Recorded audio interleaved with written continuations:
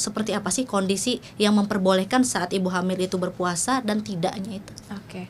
Sebenarnya itu tadi ya sama seperti pada orang diabetes, tidak semua ibu hamil itu tidak boleh puasa dan tidak semua ibu hamil itu boleh puasa. Apa sih ciri-cirinya saat puasa itu harus dihentikan pada ibu hamil yang sudah terlanjur berpuasa tadi? Apa ciri-cirinya? Yang pertama, kalau ibunya udah awalnya nih fine-fine aja, memang lagi dalam kondisi fit ya awalnya, tiba-tiba kok makin lemes atau jalan tiba-tiba kayak bergoyang gitu.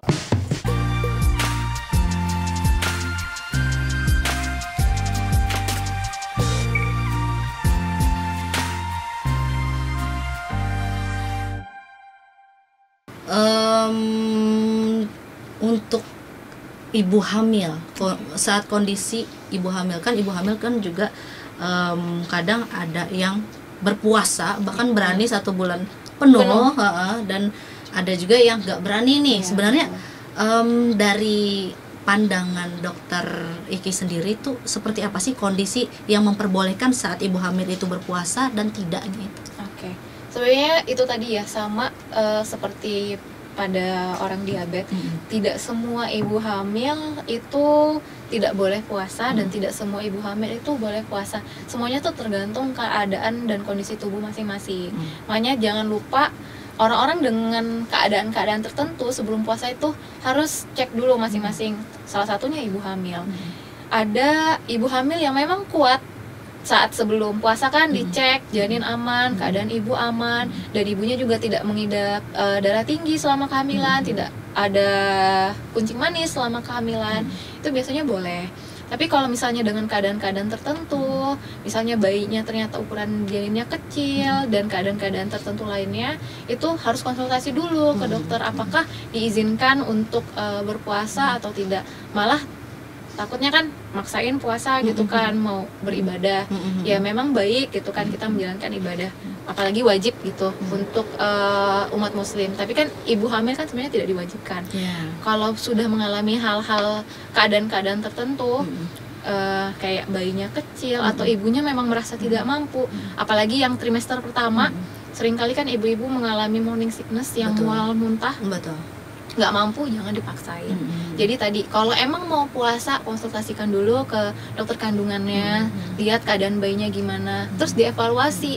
Misal nih, oke, boleh puasa, ternyata selama menjalani puasa jadi lemes atau ada masalah-masalah kesehatan lainnya, dievaluasi, dicek lagi apakah boleh dilanjutkan atau memang jangan dilanjutkan gitu. Sama kayak ibu menyusui juga gitu.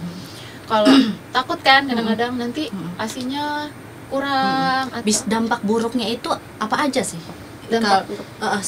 Saat nih ibu hamil, dia sudah cek ke dokter, sudah oh boleh kata dokter kan. Cuman pas saat di tengah jalan itu tiba-tiba ada sesuatu hal dengan janinnya atau apa kayak gitu. Nah itu apa aja sih yang dampak-dampaknya itu, yang kemungkinan hal buruk terjadinya itu?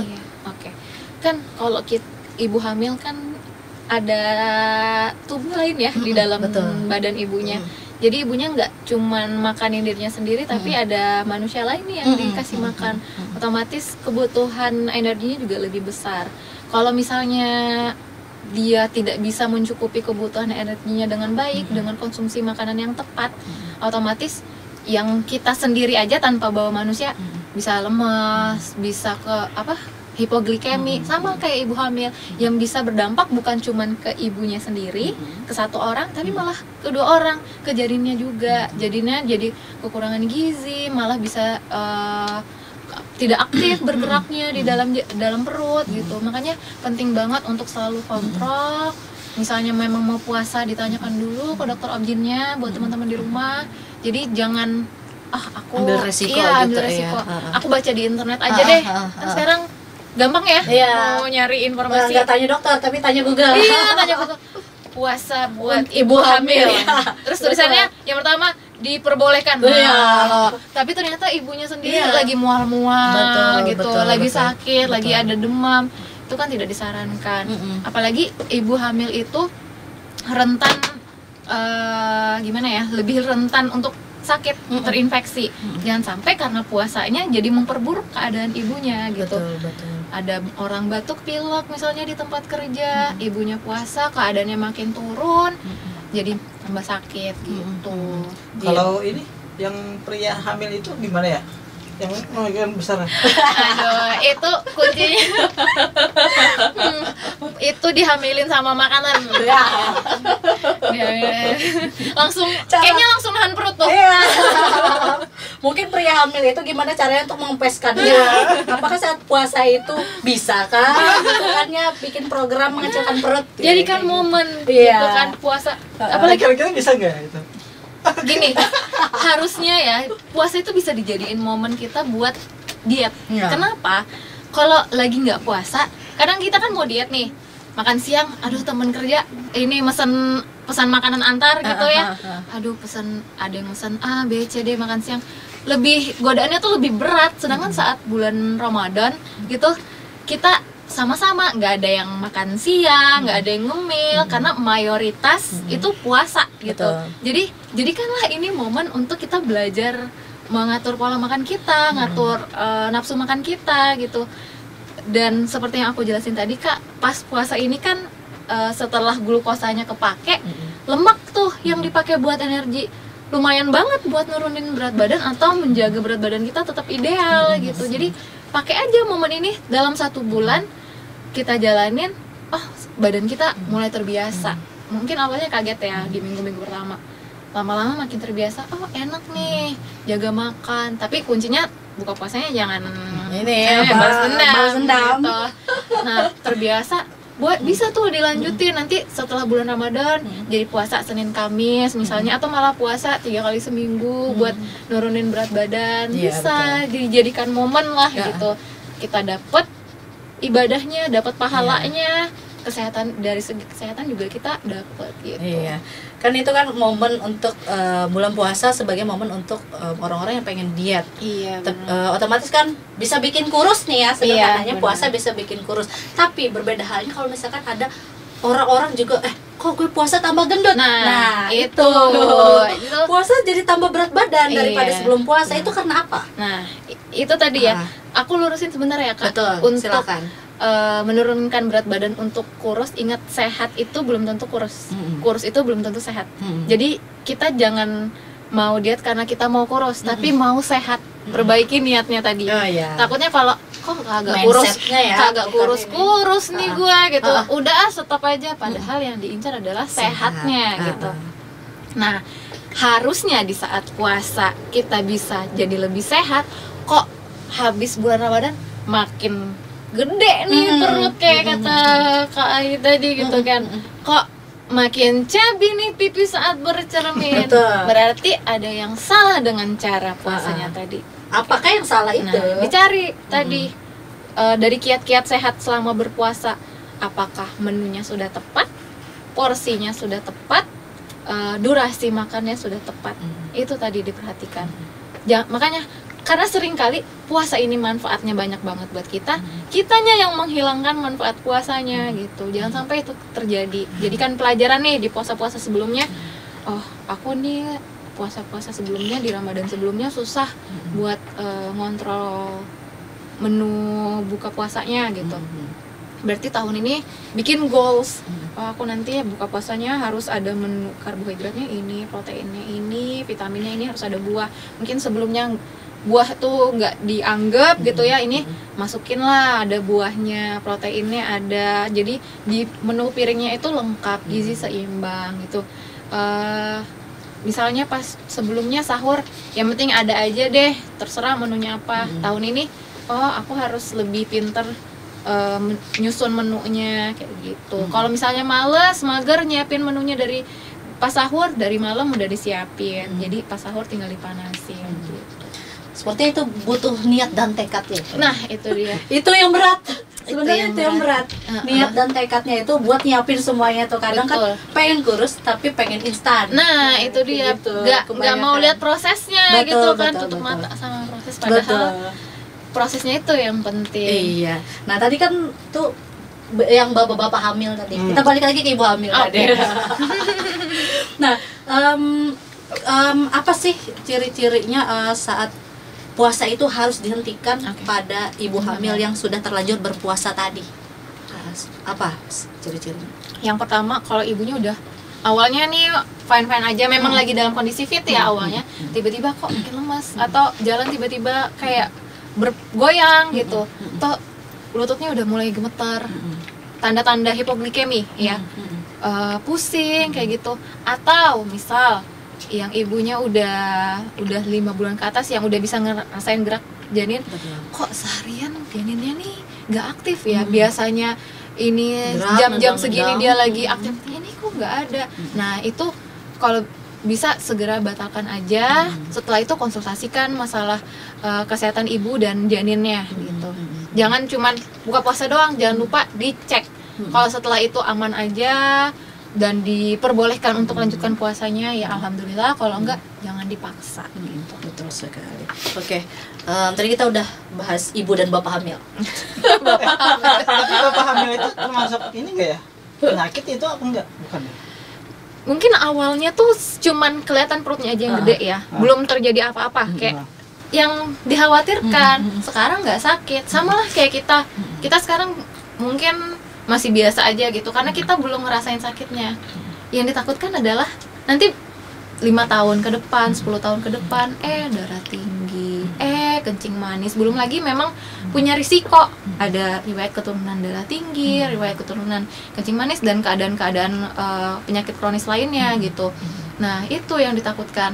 Makanya untuk yang bodinya sekarang masih aman-aman aja, misal nih kayak Kak Revi, bodinya kan bagus nih teman-temannya. Body aku sih bagus, kayak makan apa aja aku bebas gitu. Jangan dulu, jangan cepet-cepet menarik kesimpulan. Sekarang makannya mungkin bebas segala macam, nggak ada kelihatan sakit apa-apa. Kita nggak tahu 5 tahun ke depan. Betul. Atau kelihatannya nih badannya masih body goals, nggak pernah cek. Pas dicek ternyata kolesterolnya tinggi. Bisa loh. Orang-orang yang badannya tuh kolesterol tinggi tuh nggak selalu identik dengan yang gemuk, badan gemuk gitu.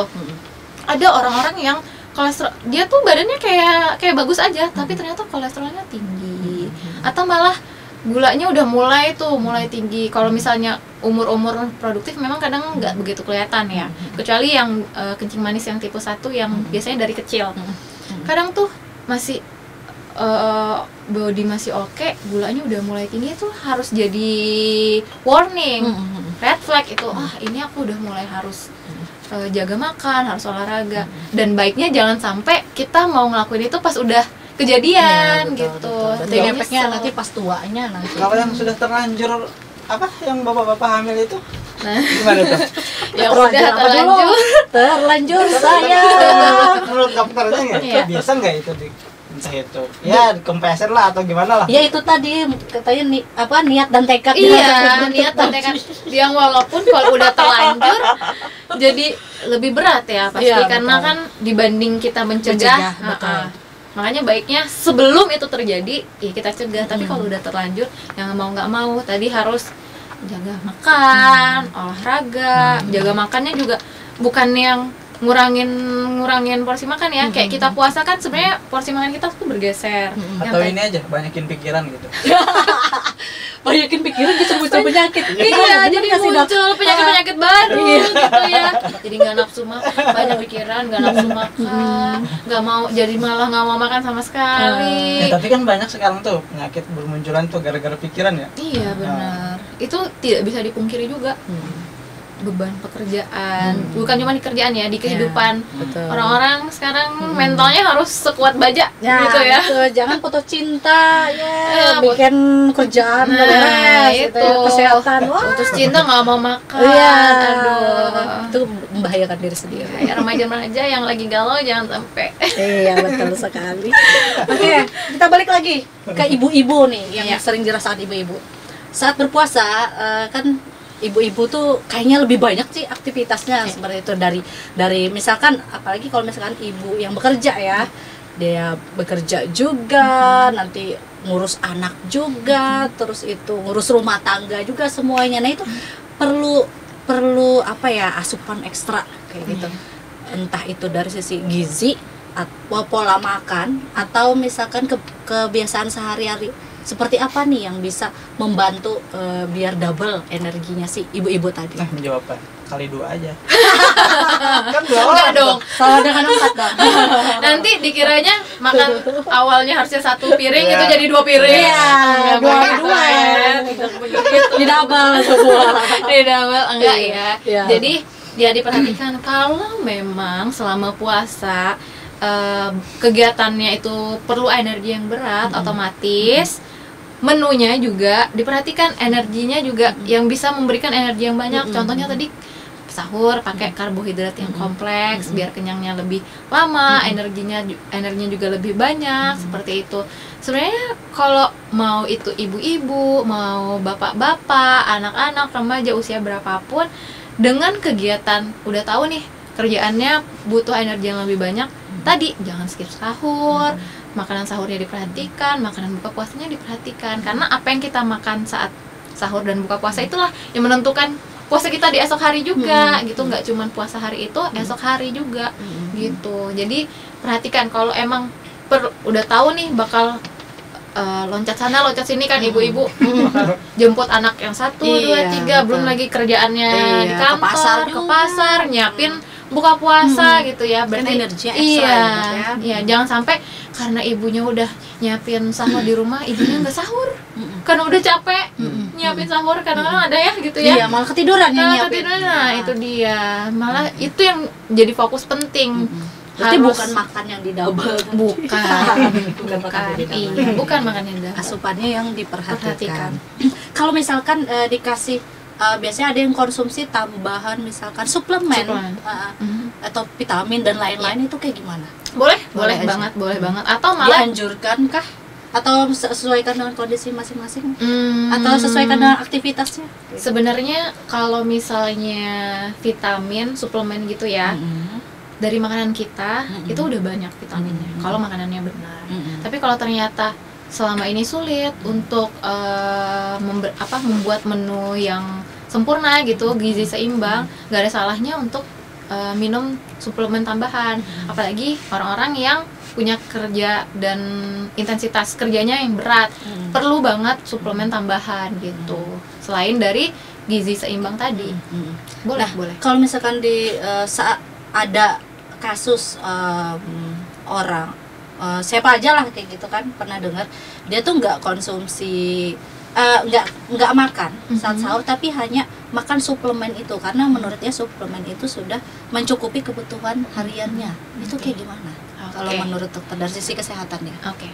Suplemen kita dia jadi menyampingkan makanan yang pokok nih, bergantung dengan suplemen itu saja.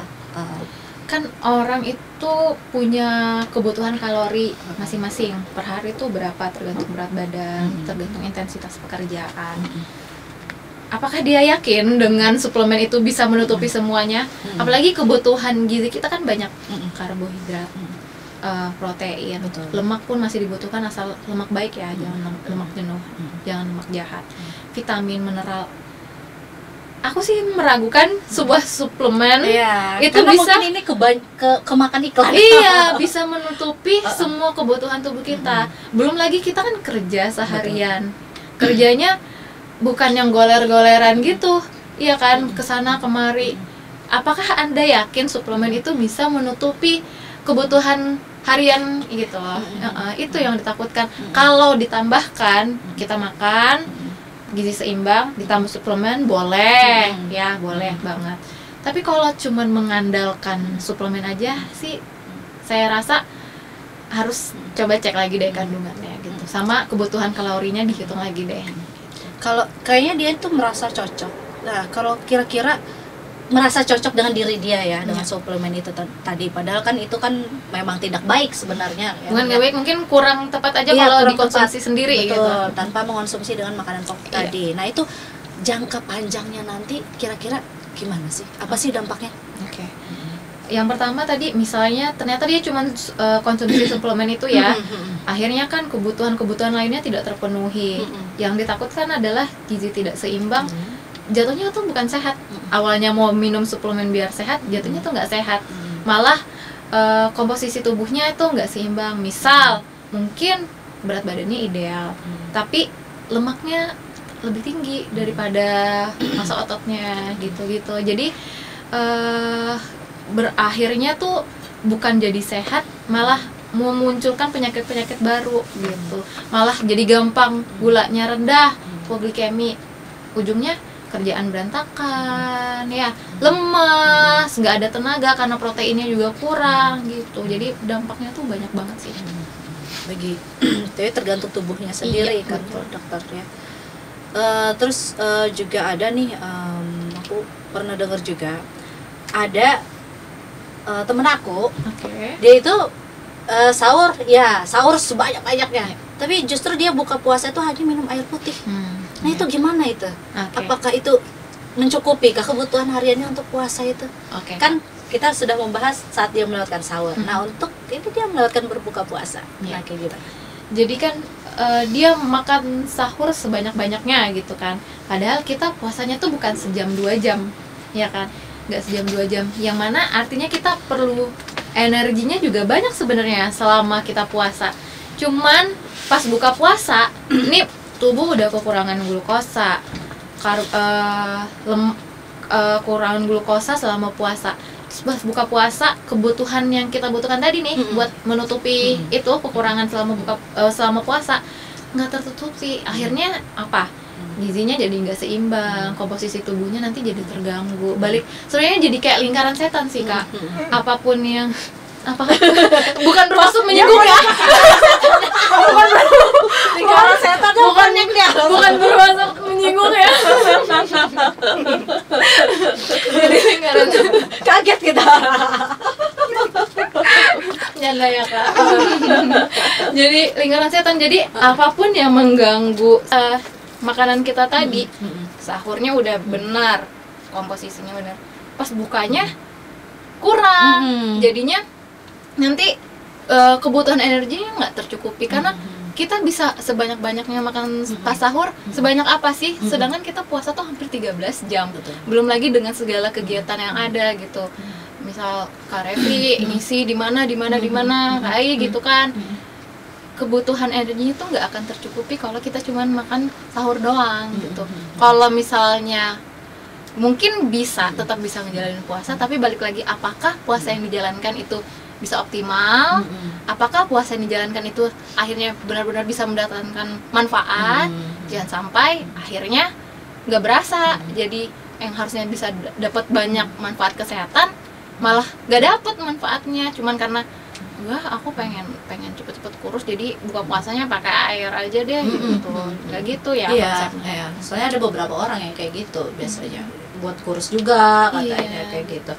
Terus nah kita tadi kan udah bahas ibu hamil, sekarang ibu menyusui. Iya. Nah itu untuk puasa ibu menyusui sendiri itu seperti apa baiknya? Karena kan saat menyusui itu kita juga perlu asupan-asupan agar yang apa yang kita makan itu juga turun ke bayi kita.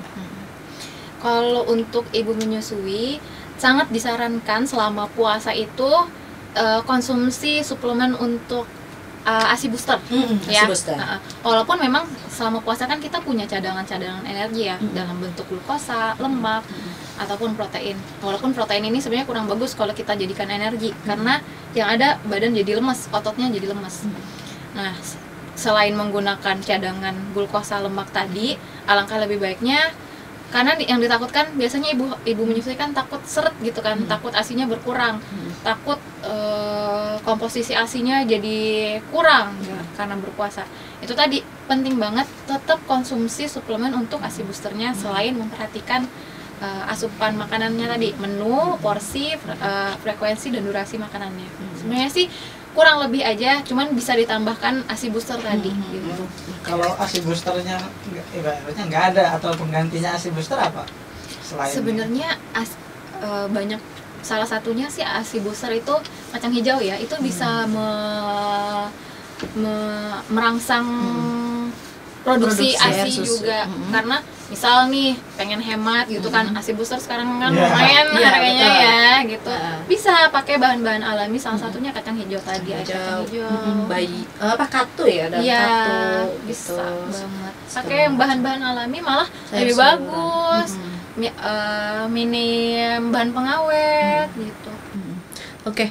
Nah, saat berpuasa, orang-orang berpuasa itu kalau dari kasus sendiri paling banyak itu kondisi-kondisi kesehatan apa sih yang berdampak gitu saat orang-orang berpuasa itu?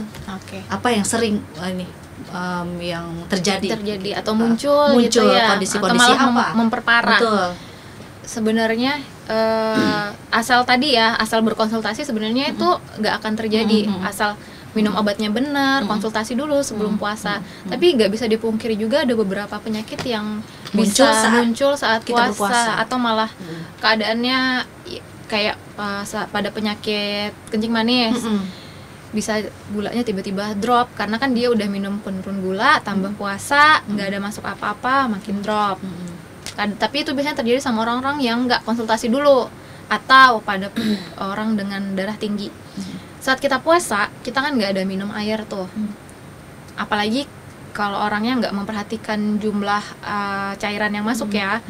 Kalau tubuh kita dehidrasi, darah kita semakin kental, itu rentan banget pada orang-orang darah tinggi, tensinya naik. Justru naik.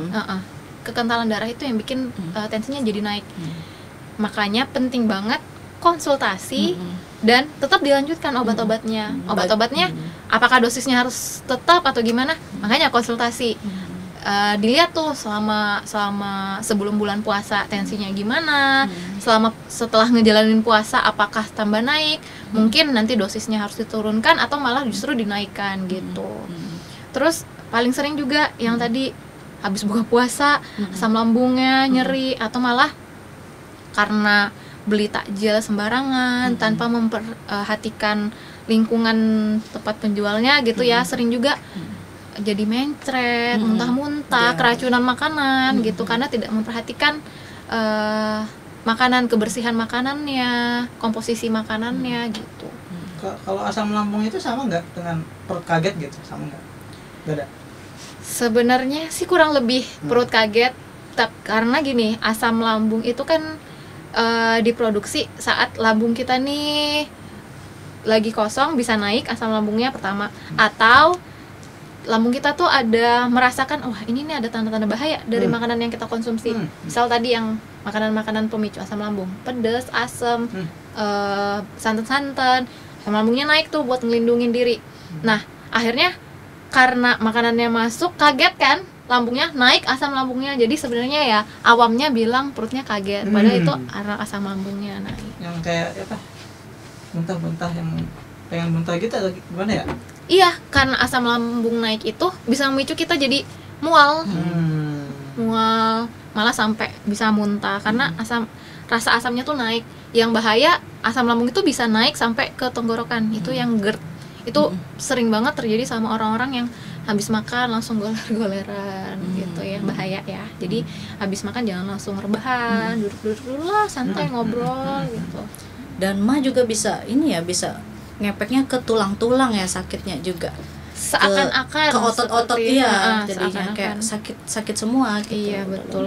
Malah berasanya juga kadang sesak karena kan naik tuh ke dada, jadi rasanya kok kayak sesak gitu. Bisa dicurigai. Jadi sesak belum tentu selalu jantung ya, bisa jadi asam lambungnya aja yang naik. Oke, yang GERD tadi itu kalau misalkan udah kena itu, nah diapakan itu kalau misalkan saat berpuasa itu? Saat puasa terkena GERD tadi. Kalau memang munculnya saat puasa dan tidak tertahankan lagi, segera aja dibatalkan. Karena GERD itu rasanya gak enak banget, rasa terbakar di dada, panas, sesak. Itu udah, dan itu pertanda asam lambungnya udah naik sampai ke tenggorokan. Bisa diatasinya dengan apa? Minum obat. Langsung minum obat gitu ya. Bukan cuman diisi makan aja, harus obat lambung itu dikonsumsinya sebelum makan. Jadi lambungnya terlindungi dulu, dilapisi oleh obat yang melindungi lambung, baru bisa diisi makanan. Kalau langsung diisi makanan itu nggak membuat keluhannya tuh jadi berkurang. Kenapa? Misalkan makan dulu baru minum obatnya nggak ngefek atau gimana? Kalau nggak ngefek, oke lah gitu. Malah bisa jadi memperburuk keadaan, jadi lebih sakit gitu. Karena asam lambungnya tuh masih tinggi, diisi makanan, lambungnya disuruh kerja belum bisa, jadi asam lambungnya dulu, diturunin pakai obat. Makanya biasanya obat-obat lambung tuh cenderung Sebelum disuruh makan. sebelum makan Berarti 30 kebalikan menit. dari yang obat-obat normal. Iya, kebanyakan kan obat setelah makan. Iya. Kalau obat lambung tuh sebelum makan. Tapi sering juga aku dengarnya ini mereka yang punya penyakit lambung tadi sebelum makan minum obat tadi, tapi dia mengkonsumsi habis itu langsung makan makanan pedas dan berminyak. Nah, itu dia. jadi nggak ngefek ya obat saat dia ini dia konsumsi itu kayak gitu. Sebenarnya sih boleh, asal tidak berlebihan. Atau kalau memang mau makan kayak gitu, minum dulu obat mahnya. Tapi balik lagi kalau udah minum obat lambungnya yang dikonsumsi kayak gitunya Iya. banyak, Iya. ya sama aja. Nanti udah diturunin kan asam lambungnya pakai obat. Tapi misalnya makan pedas gitu kan, makan pentol pedas gitu. Lambungnya nih akhirnya teraktivasi. Wah, ini aku harus melindungi diri aku dari kepedasan si pentol ini. Akhirnya lambungnya memproduksi asam lambung lagi, nyeri lagi perutnya gitu. Jadi harus tahu-tahu diri lah. Iya benar. Sesuaikan dengan kondisi-kondisi Iya, masing-masing benar. kayak. Kalau porsi kitanya apa? Sahur. Mungkin nih teh 1 gelas, nasi 1 piring, terus ada apa dengan apa? Kira-kira kebanyakan glukosanya atau itunya gimana takarannya yang ideal? Mungkin ya bagi orang-orang yang nggak terlalu tahu ya Iya. gimana komposisinya itu. Oke. Kalau untuk komposisi makanan sebenarnya nggak bisa kita samain setiap orang karena kebutuhan tiap orang tuh beda-beda. Sekarang itu bukan yang diperlukan adalah gizi seimbang, seimbang menurut kebutuhan masing-masing. Ya, aku nggak bisa bilang, oh Kak Revi perlunya nasi secentong, disamain sama KAI gitu, nggak bisa, karena komposisi tubuhnya beda, kebutuhannya juga beda, komposisi lemaknya juga beda, kebutuhan karbonnya juga beda. Jadi tuh nggak bisa ya kita samain, bisa dikonsultasikan ke dokter gizi masing-masing. Untuk menu sahur, tapi tetap harus gizi seimbang, ada karbonnya, proteinnya ada, seratnya ada, vitamin dan mineralnya ada. Serat tuh penting banget loh selama puasa karena nggak jarang juga tuh dapat pasien yang susah buang airnya karena Sembelit gitu. iya sembelit karena itu yang dipikirin kan yang makanan yang enak Iya, aja gitu, mengenyangkan, yang manis tanpa memikirkan komposisi. Padahal serat diperlukan banget, apalagi kita kurang minum, dehidrasi, itu memicu sembelit juga. Iya. Saat sahur ada beberapa orang nih ya, sahur itu dia hanya air putih dan juga buah apel. Nah, itu dia. Buah apel. Nah, itu mungkin untuk orang-orang yang diet apakah itu baikkah untuk kesehatannya dia sendiri kayak gitu? Pola Kalau- dietnya itu baguskah seperti Sebenarnya itu? disarankan yang sesuai tadi ya, sesuai gizi seimbang. Tapi kalau dia merasa mampu, dia merasa dengan menu itu bisa berpuasa dengan optimal, bukan puasa yang sempoyongan ya, maksa berarti namanya itu, ya silakan. Tapi kan nggak semua orang bisa ya, nggak semua orang bisa terpenuhi kebutuhannya dengan konsumsi itu aja saat sahur. Jadi balik lagi ke diri masing-masing sih, walaupun balik lagi disaraninnya yang gizi seimbang. Iya betul, karena memang kan ada orang yang kayak gitu bahkan hanya air putih dan juga kurma. Iya, Kurma. siapa tahu orangnya itu memang terlatih selama ini sering puasa dan konsumsinya seperti itu. Jadi ya kita nggak bisa heran dong karena dia udah terlatih. Sedangkan kita misalnya yang nggak biasa mau ikut-ikut tiba-tiba Jadi kaget ya? kaget. Susah. Akhirnya nanti siang udah sempoyongan. Terus tadi teh. Untuk teh sebenarnya saat sahur itu boleh, tapi jangan sampai terlalu banyak. Kenapa? Teh sama kopi itu dia sifatnya adalah diuretik. Jadi bikin kita gampang kencing. Kalau kita gampang kencing, nanti air mudah terikat, kencing mulu, dehidrasi. Kita udah ngisi banyak minum, tapi yang diminum teh akhirnya kekurangan cairan selama puasa. Jadi boleh kalau misalnya cuman segelas aja itu nggak akan berefek sih. Tapi kalau harus dengan dibarengi air putih ya. iya Air putih betul. tambahin. Jangan sampai pas sahur minumnya cuman teh aja. Makan teh, habis makan minumnya teh, sebelum imsak minumnya teh, kan berlebihan. Efeknya tadi dia jadi sering pipis, akhirnya jadi dehidrasi. Tapi emang benar sih, emang nggak enak kalau misalkan air teh aja diminum saat sahur itu. Karena kalau aku sendiri ya ngalamin itu saat minum teh, minum teh nggak masuk air putih pernah gitu. Terus siangnya itu kok nggak enak banget perut ini kayak Iya, betul. perih gitu. Jangan-jangan salah air Ini. putihnya nih. Mereknya apa? Air putih itu Air kan putih kalau yang air buat bening air iya, kalau air putih, pada putih. susu. Kali aja. Ya, Masih fokus berarti ya. Aduh. ya kali aja kan Probopos. Nah, kalau misalkan susu itu lebih baik ya saat sahur kita konsumsi susu gitu. Bukan, aku nggak bisa bilang lebih baik ya Kak, karena tergantung orang yang konsumsi lagi. Apakah bisa bikin kenyang kah? Karena kan ada beberapa produk susu yang Iya. yang mengenyangkan kayak gitu. Jadi hanya konsumsi susu sahur dia udah merasa kenyang kayak gitu. Kenyang, tapi apakah tepat? Nah, Karena kan betul. isi susunya apa? Apakah proteinnya ada, lemaknya ada? Walaupun ada, apakah sesuai dengan kebutuhan kita? Itu semuanya kayak balik lagi gitu loh Kak. Memang bisa mengenyangkan. Kenyangnya emang seberapa lama tahannya gitu. Susunya isi gulanya seberapa banyak, dan itu gulanya gula yang kompleks apa sederhana. Kalau sederhana iya kenyang, habis imsak masih kenyang, jam 7 masih kenyang, jam 8 masih kenyang. Jangan-jangan jam 11 sudah lapar banget gitu. Ya. Jadi balik, pasti ujung-ujungnya kembali ke komposisi makanan, menunya, porsinya gitu. Rekomendasi yang terbaik makanan dan minuman saat untuk beraktivitas di saat bulan puasa apa? Oke. Minuman ya. Kalau minuman Makanan dan minuman. Oke, makanan dan minuman. Kita mulai dari minuman dulu. Karena ini in general kita harus hati-hati ya. Paling bagus ya air mineral. Karena kan nggak ada kandungan macam-macam ya. Kalau aku mau bilang es sirup, nanti yang punya penyakit kencing manis denger, oh sirup bagus gitu kan. Jadi kata dokter gigi sirup bagus buat ini dikonsumsi sama puasa, padahal tenot gitu. Jadi kalau in general air mineral itu bagus banget karena kan minim efek samping ya.